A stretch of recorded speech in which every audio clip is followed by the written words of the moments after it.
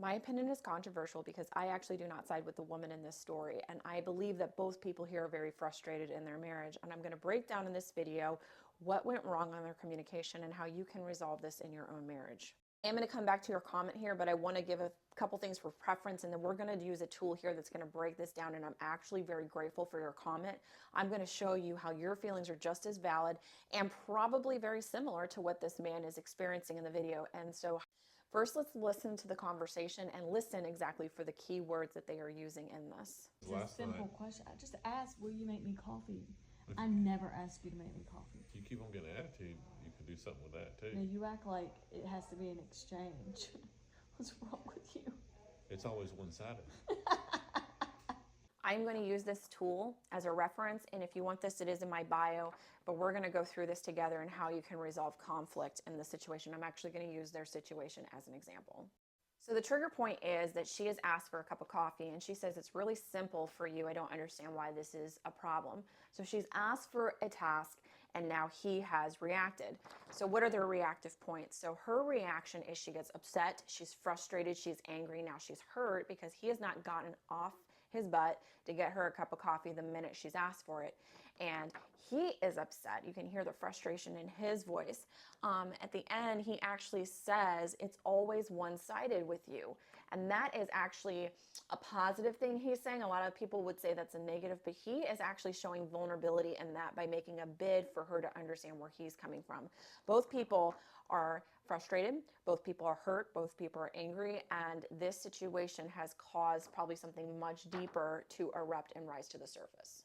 So in your comment, you had one before that, and I suggested like maybe use this as an opportunity for connection, and I can understand how that probably doesn't make sense to people in the beginning. It just feels like I'm pouring into this relationship and I'm getting nothing back in return, right? So you said by connecting, by adding one more thing to the list of things she will now expect, why express our needs we already know the answer to? If we were to ask her for coffee, she wouldn't do it, so why should we? So we're going to go here to the second bracket of emotional wounds. So you said nothing in return. That could be my needs don't matter. The list of expectations feels endless. What I do is never enough, and so much of what I do goes unnoticed and unappreciated. I don't get the chance to relax. Life feels overwhelming, and I feel alone in this marriage. Now, a couple of the things that she might be feeling in the emotional bracket could be, I literally slave over this house every day and it goes unnoticed. I kill myself for this house. I'm taking care of the kids. I'm doing the dishes. I feel so abandoned. I feel so unloved by you. So much of what I do goes unappreciated. I feel like the maid here and not your wife. So I don't feel loved. I just feel like an object in the home. Now, neither one of these people in the argument are actually saying that. What they are doing is attacking, and they're getting angry, and they're getting frustrated, okay? And so it causes the other partner to go into defense mode so that they won't be vulnerable. They're not going to open themselves up that way, because last thing I want is for this person who's angry and frustrated to attack what I'm feeling. But he actually does something very interesting in here. He says it's always one-sided. He is wording it as frustration, but it is vulnerability, and a lot of people missed it. She says, I never asked you to make me a cup of coffee. So she's angry, she's frustrated, she doesn't feel loved. What is wrong with you is another attack. And then he says it's always one-sided. What emotional inner child wound does this bring up? And so maybe as a child, you felt like nothing you ever did was enough for your dad or your mom.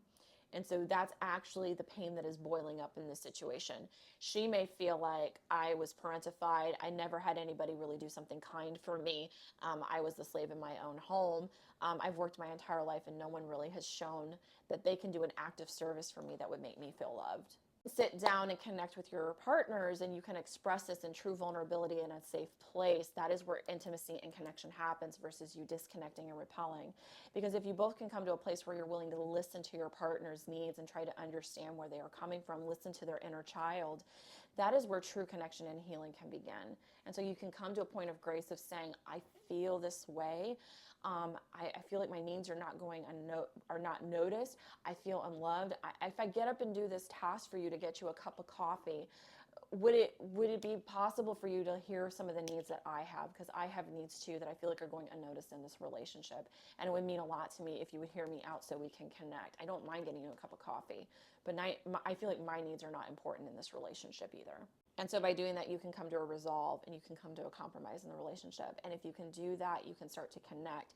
And I will tell you that a woman who feels connected to her partner, she will do things for her partner. I love doing things for my husband. If my husband were to ask me right now, will you bake me a pie? I would bake him a pie. Like, I would go get him a cup of coffee, because when a woman truly feels love, she wants to serve. She wants to lay down her life.